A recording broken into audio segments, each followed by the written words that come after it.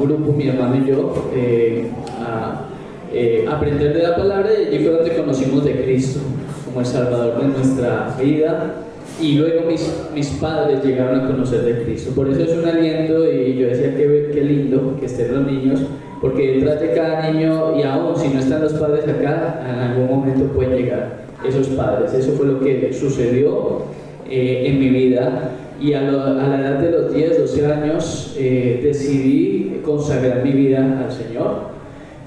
Sirviendo, empecé a trabajar, a servir con un grupo de niños, de jóvenes, empecé a trabajar con un ministerio llamado Palabra de Vida, que se encontraba en la ciudad de Bogotá y aquí en Colombia, con un grupo de jóvenes y niños. De por sí muchos de los misioneros de BBN estuvieron en un instituto llamado Instituto Palabra de Vida en Argentina, y allí fue como conocí también el ministerio de la BBN. Y bueno, aquí estoy sirviendo al Señor, también aquí en esta iglesia.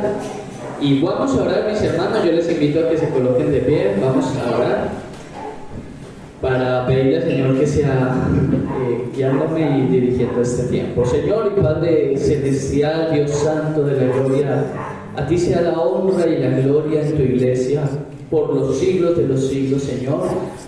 Porque, Señor, tuya es la alabanza, y nos has comprado por medio de la sangre de nuestro Señor Jesucristo, y somos tus hijos, Señor, y venimos con disposición y humildad de corazón para que hables a nuestros corazones. Quita de nosotros, Señor, cualquier prejuicio, cualquier duda, cualquier inquietud que el mismo enemigo y nuestra carne quiere colocar en nuestro corazón, para que tengamos esa libertad de aprender conforme a lo que tu palabra quiere enseñarnos, y tu espíritu que mora en nosotros, y que podamos ser obedientes, Señor, y podamos vivir una vida cristiana de acuerdo a la sana doctrina, Señor. Te lo pedimos en el nombre de Cristo Jesús. Amén y amén. Pueden tomar asiento, mis queridos hermanos. Y bueno, hoy hay un tema muy especial e importante que quiero compartir con ustedes, y creo, no sé si está allí ya proyectada la primera diapositiva. Muchas gracias, mi hermana.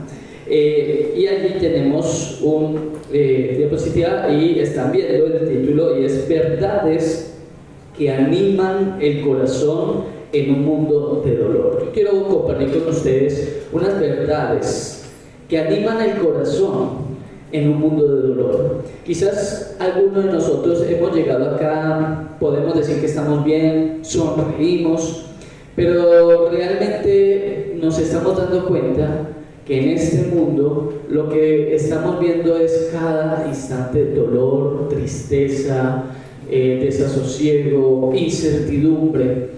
Mucha gente busca de alguna manera paz, busca amor, pero definitivamente está encontrando todo lo contrario: conflictos, problemas.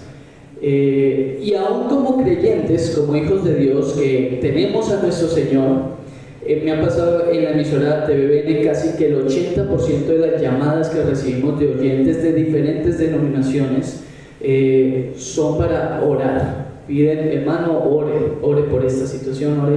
Y casi de esa hora, de ese 80% de las llamadas que son para orar, casi el 90%, por ejemplo, hoy en día es por una situación de salud. Se ha acelerado el cáncer, se ha afectado mucho la salud de muchos, y otros han perdido sus seres queridos. Y estamos enfrentando un mundo de dolor, y cada uno podríamos ser testigos y dar testimonio de que sin duda alguna hay algo que está en nuestro corazón que nos pesa, que nos da tristeza. De pronto hay un familiar que no ha conocido al Señor y eso nos pesa, nos da dolor.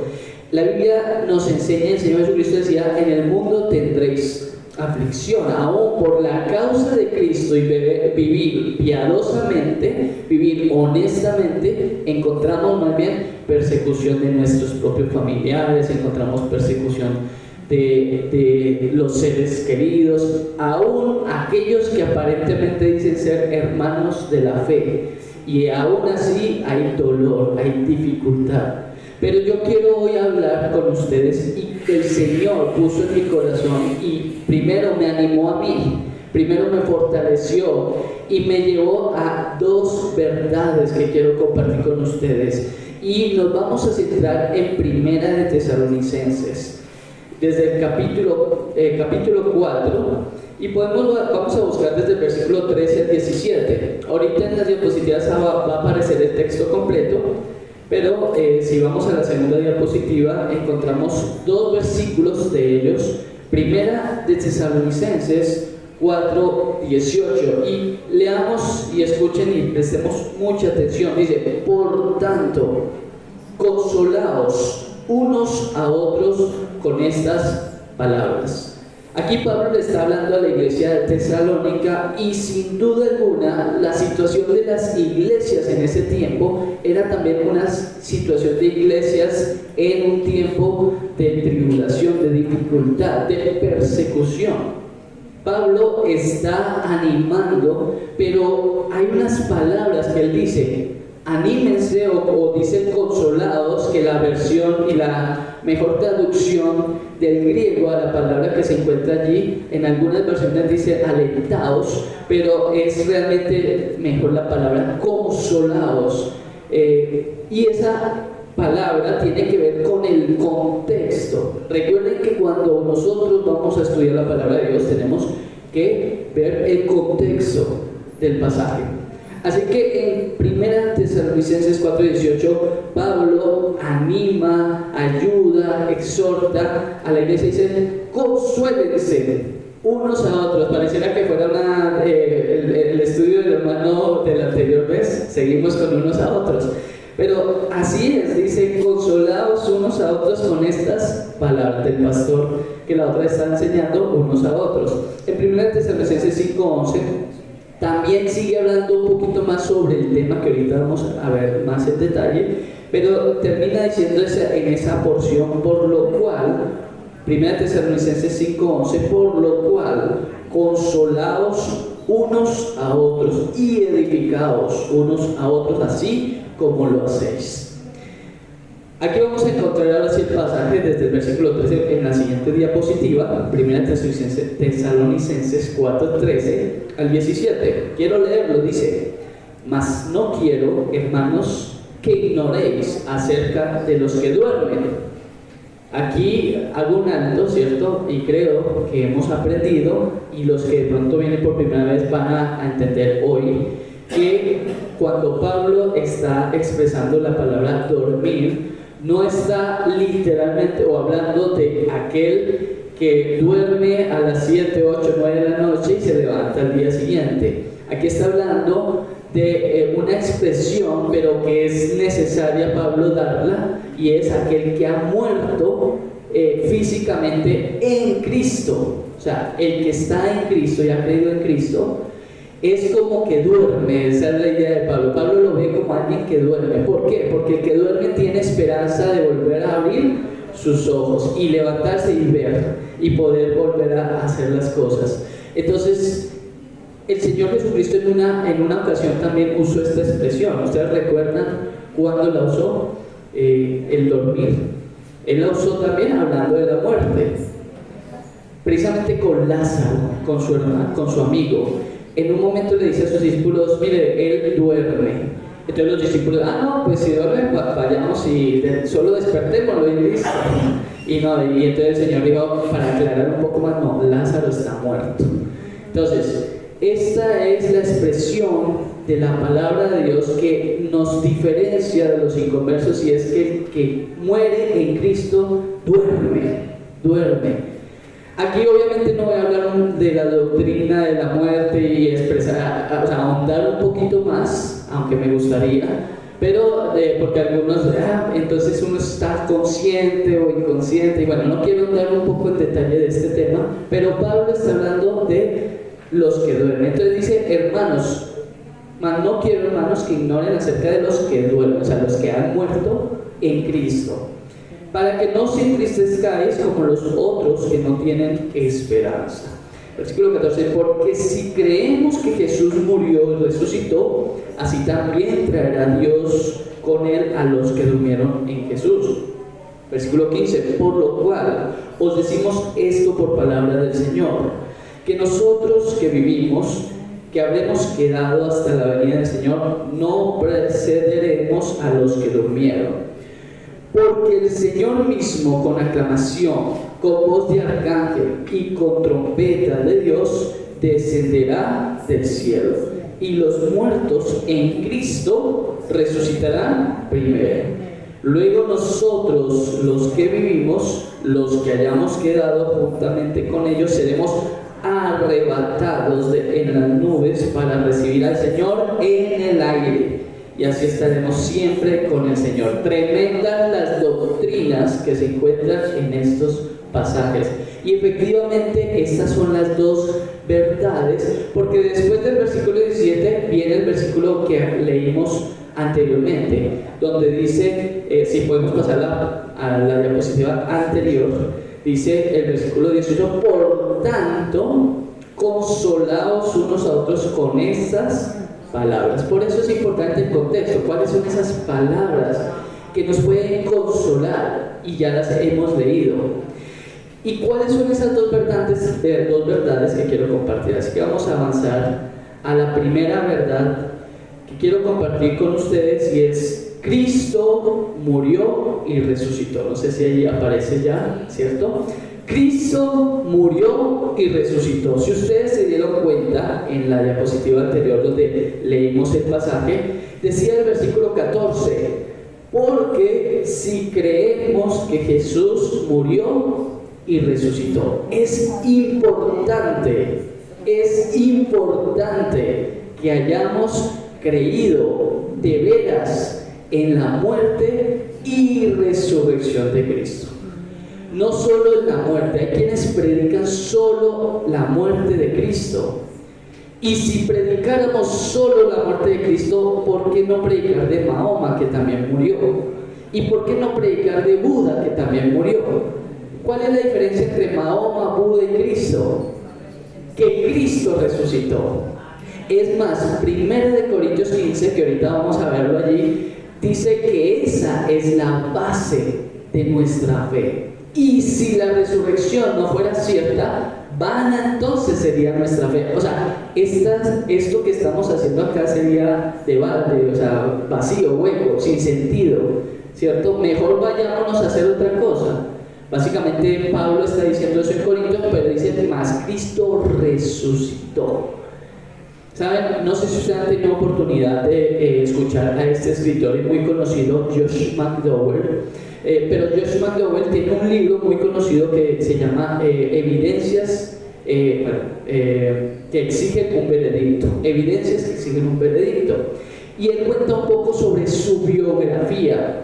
No sé si han tenido la oportunidad de leer este libro, pero de pronto han tenido la oportunidad de ver un video que se llama Inquebrantable. Y es la biografía de Josh McDowell.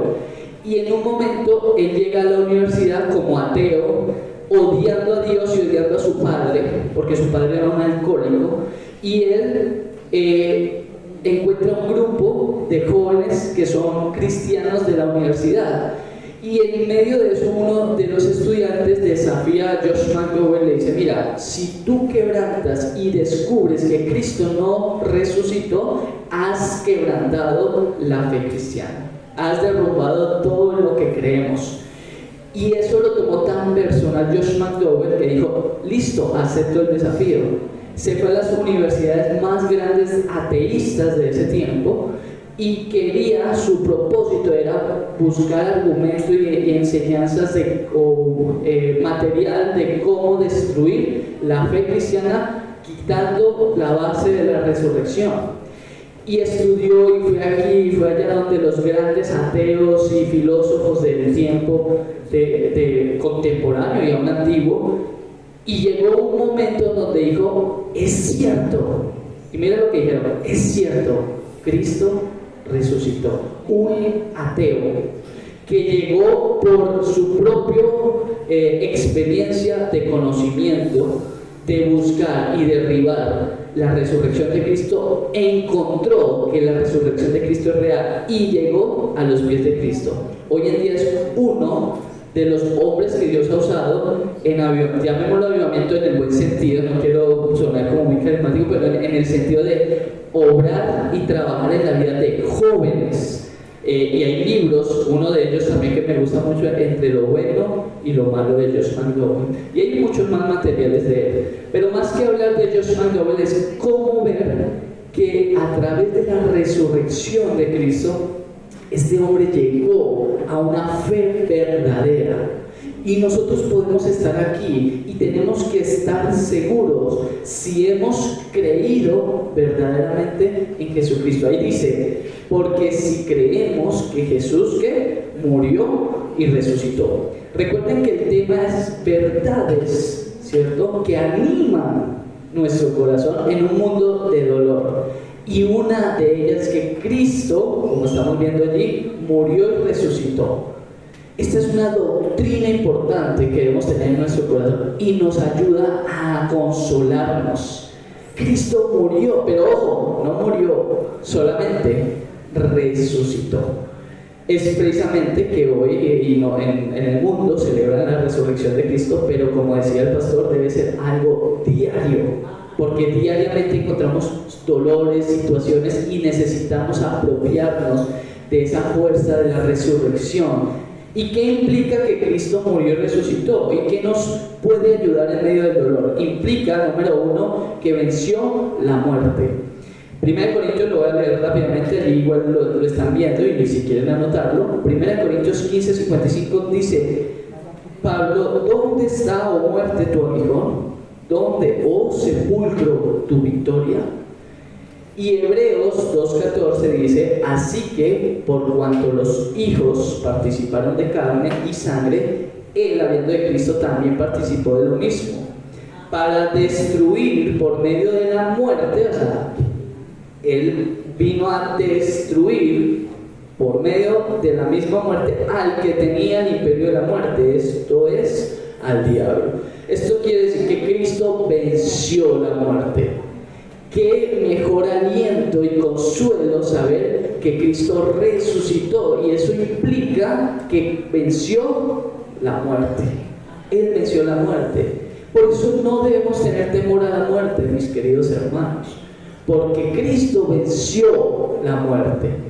Segundo, el otro lo que implica que Cristo murió y resucitó es que nos imparte vida. Obviamente Él venció la muerte, pero también nos imparte vida. 1 Corintios 15:45 dice, y así está escrito, el primer hombre, Adán, fue hecho un alma viviente. El postrer, Adán, hablando de Jesucristo, y en Romanos también habla mucho de esto, un espíritu vivificante, o sea, que producirá vida.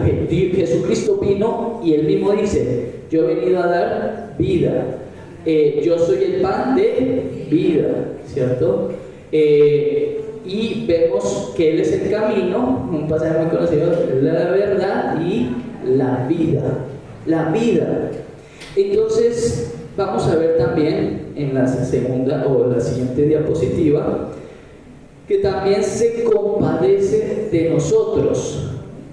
O sea, Cristo en este momento está haciendo un ministerio, ya que está vivo, Cristo vive y ha resucitado.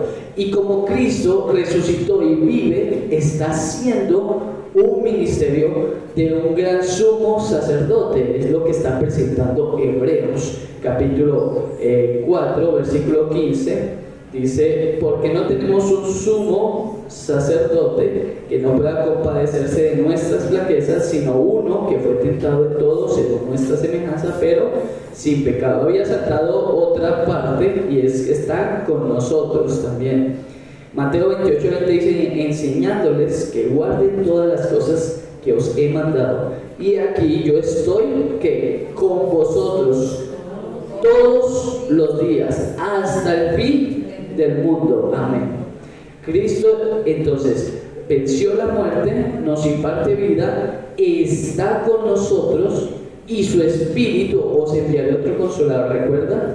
Él está con nosotros, se compadece de nosotros, Hebreos 4:15, que tenemos un sumo sacerdote que no pueda dice compadecerse de nuestras, o sea, porque no tenemos, perdón, un sumo sacerdote que no pueda compadecerse de nuestras flaquezas, sino uno que fue tentado en todo según nuestra semejanza, pero sin pecado, hablando de Jesucristo.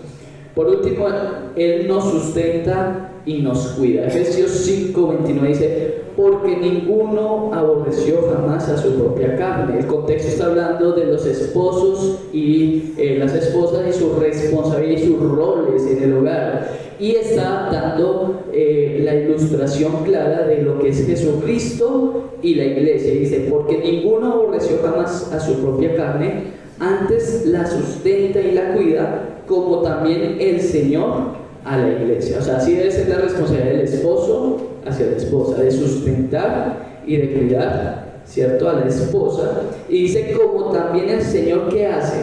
Lo hace a la iglesia. El Señor sustenta a la iglesia, cuida, o sea, que nos sustenta y nos cuida. Estas palabras nos deben dar consuelo, ánimo, el saber que Cristo murió y resucitó, el saber que Cristo está haciendo un ministerio presente y nos libró de la muerte, está con nosotros, se compadece de nosotros, nos sustenta y nos cuida. Pero la segunda verdad que quiero compartir, ahí sí sigue la otra diapositiva, vuelvo a reiterar 1 Tesalonicenses 4:18: por tanto, consolados unos a otros con estas palabras.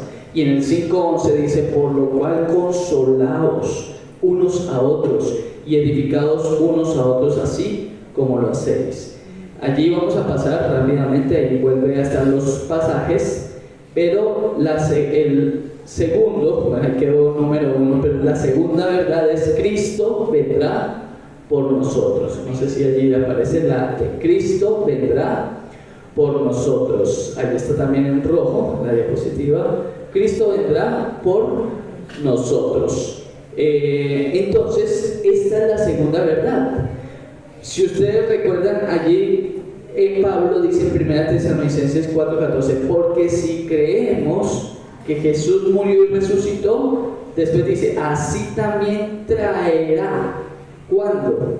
Después dice: Dios con él a los que durmieron en él, en Jesús. Dice: por lo cual os decimos esto por palabra del Señor, que nosotros que vivimos, que habremos quedado hasta la venida del Señor. La segunda gran verdad que me debe consolar es que Cristo vendrá por mí, y vendrá una segunda vez, porque ya obviamente Él vino cuando se encarnó y cuando nació de María, pero entonces vendrá, y vendrá por nosotros, es lo que está diciendo el pasaje.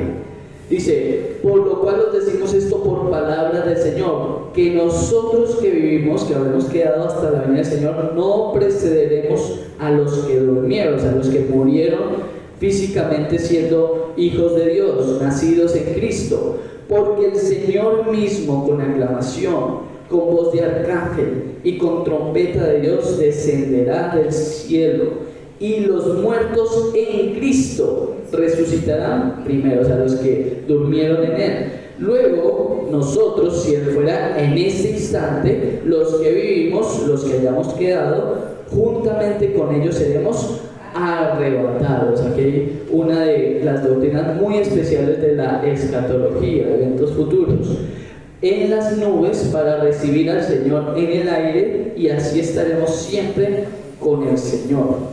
Entonces Cristo vendrá por ti y por mí, y eso debe ser un consuelo. ¿Crees eso, mi hermano? Muy bien, porque un hijo de Dios debe anhelar la venida del Señor. Juan, en la isla de Patmos, viendo la visión gloriosa de la gran y la nueva Jerusalén celestial y la tierra y el cielo nuevo, dice en un momento, dice: el Espíritu y la iglesia dicen: ven, ¿cierto? Ese es el anhelo de la esposa de Cristo. Anhelamos nuestro esposo como en Cantar de los Cantares. anhela a su esposo, su llegada. ¿Cuándo vendrá mi amado, mi amigo? Ese es el anhelo de la iglesia por Jesucristo. Él vendrá a calmar toda injusticia. Él vendrá a calmar toda situación que me causa dolor. Dice que la Biblia que enjugará toda lágrima. Entonces la venida del Señor debe consolarme, y eso es lo que está diciendo Pablo. Con estas palabras, hermanos, unos a otros, ¿qué deben hacer? Consolarse. Mire que no dice, mire, consuélense con decir que ya van a tener una casa nueva o por fin va a tener el empleo que tanto querías. No, el consuelo reposa en estas dos grandes verdades. La número uno que vimos, la muerte y resurrección de Cristo. Número dos, Cristo vendrá por nosotros. Ya vamos terminando, pero vamos a ver qué implica que Cristo vendrá por nosotros según estos pasajes. Primero, y evidentemente volverá otra vez. Esto ya lo había dicho a los discípulos, los ángeles, hablando al pueblo de Israel. En ese momento los discípulos obviamente son israelitas, son judíos, son creyentes, pero son judíos. No habían recibido el Espíritu Santo, recuerden. Y ellos están viendo al Señor ascender, ¿cierto?, al cielo. Y dice que se pararon dos varones con vestiduras blancas. Y le dice, hermano, varones, así como habéis visto, ¿cierto?, subir al Señor, así mismo vendrá. Entonces es una verdad. Y el pastor decía algo interesante: hay doctrinas fundamentales que no se pueden negociar. Compra la verdad y no la vendas, y es algo que no podemos negociar. Y una de ellas obviamente es la muerte y la resurrección de Cristo. Creemos que Cristo murió, pero que resucitó, si no sería nuestra fe. Pero también creemos que Cristo volverá. Y en eso de que Cristo volverá, también creemos que habrá un rapto de la iglesia. Creemos que Cristo raptará a su iglesia. Algunos debaten este tema y dicen, no, pero el rapto será después, antes, en medio. Creemos, y en lo personal creo que es la misma convicción de la iglesia, que somos pretribulacionistas, o el pastor me dirá así como no sé si me mentira, pero quiere decir que creemos en que hay un rapto, ¿cierto? Antes, aunque es un tema, como digo, que muchos debaten, bueno, puede ser en la mitad de la tribulación, otros dicen, más. Hay una evidencia clara o bíblica, por lo menos que yo veo y en estos pasajes, que el Señor quiere tomar a su iglesia antes del juicio venidero aquí a la tierra, antes de tratar con Israel y con las naciones. Pero bueno, ese será para otro tema que veamos, escatología. Pero lo que quiero decir, mi hermano, es que el Señor Jesucristo volverá otra vez. Eso es claro, eso no puede ser negociado. Eso no quiere decir que volverán de alguna manera metafórica o algo, será algún espíritu nomás. No, Él va a venir en cuerpo físico. Su pie, más adelante dice, tocará Sión. Él vendrá con vara de hierro. Segunda parte importante que implica que Cristo vendrá por nosotros es que nos resucitará o transformará. Obviamente, si en este momento muriéramos, pues morimos en Cristo. Y por eso es importante la primera verdad, que creamos que Jesús murió y resucitó, porque esa es la base de nuestra salvación. ¿Qué es el Evangelio? Ustedes recuerdan que Pablo en 1 Corintios 15 dice que este es el Evangelio, que Cristo murió, pero que fue sepultado y que también resucitó. Si usted, querido hermano, ha creído en Él, ha creído en el Evangelio, y por eso es parte de la familia de Dios. Pero si usted, querido amigo o amiga que ha venido hoy, no ha creído, no ha confiado en la muerte y resurrección de Cristo, la invitación es para hoy, porque hoy puede morir y puede ser de aquellos que no tienen esperanza y que se van a ir rumbo a la condenación. Pero Dios nos invita hoy, amigo y amiga que hoy nos visita, hoy es el día de salvación y hoy puede entregar su vida a Jesucristo, creyendo que Jesús es su Salvador y creyendo que Él murió, pero que también resucitó por usted y que un día también le resucitará en el día postrero. O sea que un día también, si usted muriese hoy, el Señor le va a levantar, y así como dijo Lázaro, ven fuera, así va a ser con nosotros. Y además, si estamos con vida, porque el rapto, creo yo, puede ser en cualquier momento, puede ser ya, ¿cierto? Si han visto los videos que muestran y cae solo la Biblia y se fue el pastor, bueno, no sé si al contrario va a pasar en algunas iglesias, van a irse los feligreses y el pastor va a quedar ahí solo. No sé qué va a pasar, pero Dios quiera que, obviamente lo digo porque la apostasía es muy grande hoy en día y muchos pastores son solo pastores de renombre, mas ni han nacido de nuevo. Pero la verdad es que el rapto es real, será así. Si usted un día, de pronto usted viene acá y dice, bueno, muy bonito la iglesia, bonito creer en Jesús, pero puede ser que usted diga, no, no es para mí esto, pero recuerde algo, un día vendrá el rapto. No crea que fue extraterrestre, no crea que pasó algo extraordinario de un mundo imaginario que se absorbió a ciertas personas, no, hubo un rapto.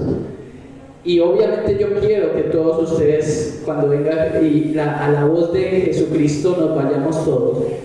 Pero si sucediese y no se quedara, sería triste, lamentable. Pero recuerde que no es otra cosa sino el rapto de la iglesia. Porque la Biblia lo dice, ¿sí? Seremos arrebatados.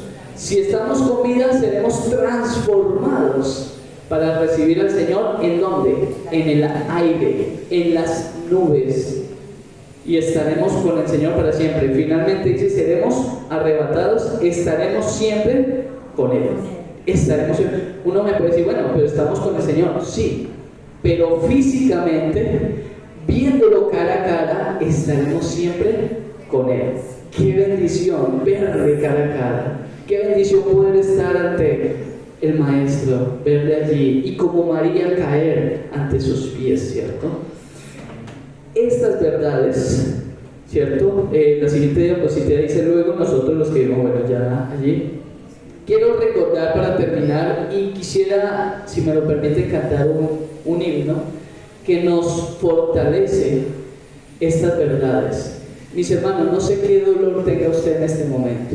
Es más, puede ser que usted tenga familiares que están pasando dolor. Y yo quiero decirles, mis hermanos, hay unas palabras que Pablo decía, con esas palabras anímense o consuélense unos a otros. Y esas palabras se contienen en dos grandes verdades. Primera verdad, recuerden, Cristo murió y resucitó. ¡Qué verdad tan fabulosa! Creo en un Señor que resucitó y es real, que vive y está al lado mío, que me consuela, me fortalece, que me cuida como el esposo amado hacia su esposa. Pero también Cristo, la segunda gran verdad, Cristo vendrá por nosotros un día, así como le habéis visto, vendrá. A ver, así como subió, vendrá otra vez y hará un rapto y anhelamos la venida del Señor. Maranata, ¿sí? ¿Sabían que era un saludo de los principios de la iglesia? Maranata. ¿Y qué quiere decir? Cristo viene, ¿sí? Era también una manera de decir, ¿estás preparado para su venida? O sea, era también una manera de decir, Cristo viene, ¿estás preparado para su venida? Quiero cantar ahora sí permítame un momentico, yo también lo busco acá, el himno, de pronto ustedes lo conocen. Creo, no sé si se llama Fanny Crosby, creo que se llama, la que compuso este himno. No sé si sabían la característica que tenía Fanny Crosby, una mujer ciega, ¿sí? Y compuso este himno que es muy conocido, En presencia estar de Cristo, o cara a cara espero verlo. Una mujer ciega que dice, cara a cara espero verlo. ¿Por qué me gusta dar el contexto o la historia de la himnología? Porque nos va a dar una fuerza de entender qué significaba ese himno para quien lo compuso en ese momento. Voy a cantarlo y si en algún momento ustedes me quieren acompañar dentro del coro, permítanme un momentico, yo también lo busco. Listo. Ok, ya, si quieres, pues.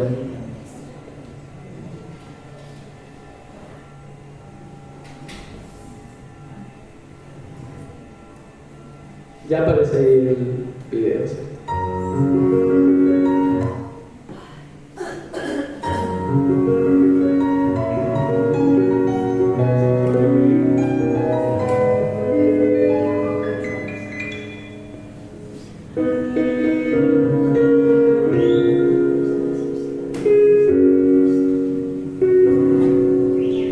En presencia de Cristo, ver su rostro que será.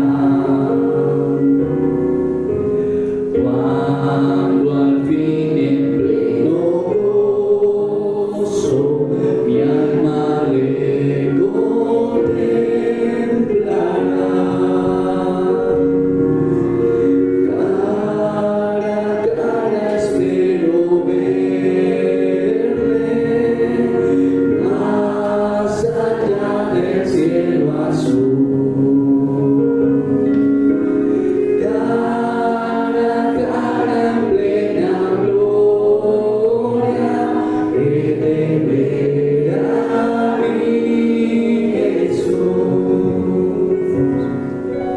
Solo tras oscuro velo, hoy lo puedo aquí mirar, mas ya pronto viene el día que su gloria demostrar.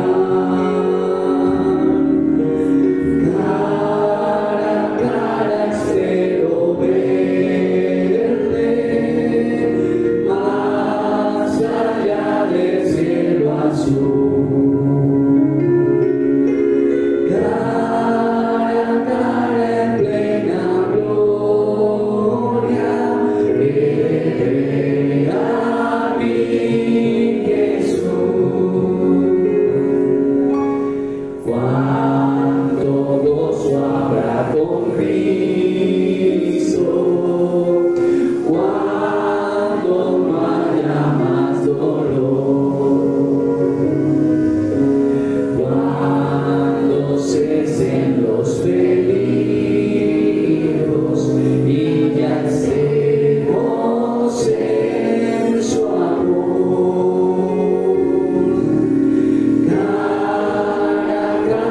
Espero verle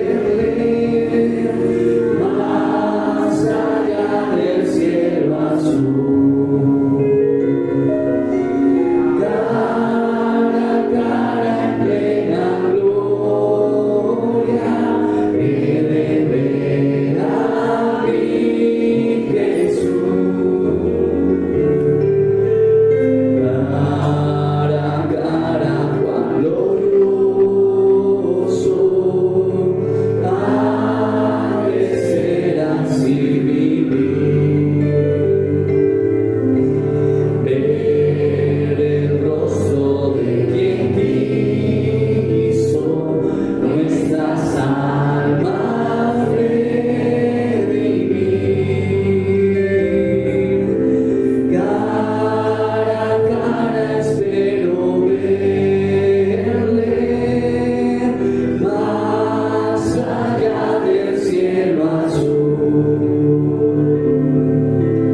Cara a cara en plena gloria, he de ver a mi Jesús.